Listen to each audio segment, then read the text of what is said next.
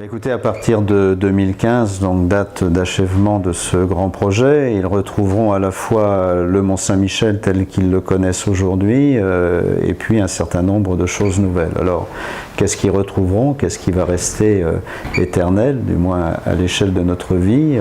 C'est bien l'abbaye du Mont-Saint-Michel, qui est bien sûr un des buts principaux de la visite du Mont-Saint-Michel. Ils y retrouveront le village médiéval, les remparts, donc le village avec ses petites ruelles caractéristiques, les remparts, puisque le Mont-Saint-Michel est un chef-d'œuvre de l'architecture militaire également du Moyen-Âge, et non seulement religieuse, mais également militaire.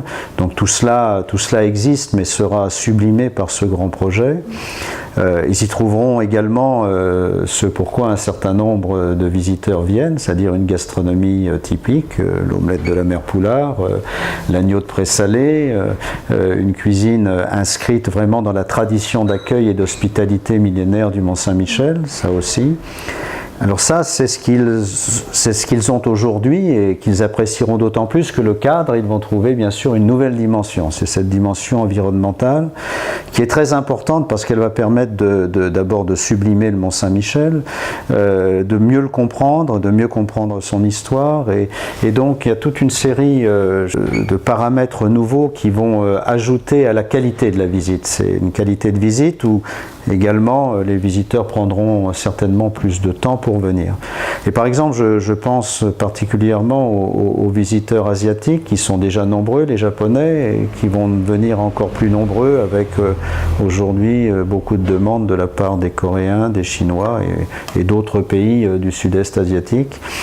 Et pourquoi finalement? Parce que d'abord le Mont-Saint-Michel pour eux c'est un symbole très fort de la culture occidentale, mais il est relié à la culture extrême orientale par deux choses. Premièrement, c'est un mont.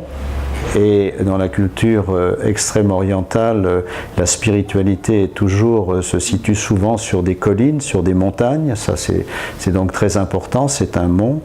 Et d'autre part, il y a une relation très forte dans cette future visite du Mont-Saint-Michel avec la nature. Or, en Extrême-Orient, lorsque vous allez visiter un site historique ou spirituel, la partie consacrée à la nature est plus importante que la partie consacrée à la visite même du monument, qui sont souvent des monuments plus modestes, hein, des temples, tout ça, mais ce qui est important, c'est le cheminement à travers la montagne pour y arriver. C'est la quête. Et finalement, la quête, on la retrouve également à travers les pèlerins du Moyen-Âge. Je voulais, et j'espère avoir réussi à cela, c'est faire retrouver, non pas sur les grands chemins du pèlerinage du Moyen-Âge, c'était quelques centaines ou milliers de kilomètres, donc je ne ferai pas faire ça à pied à nos contemporains, mais de faire quelques centaines de mètres, quelques kilomètres à pied pour cheminer vers le Mont-Saint-Michel, à travers d'ailleurs ces chemins de paradis qui existent au pied du Mont-Saint-Michel.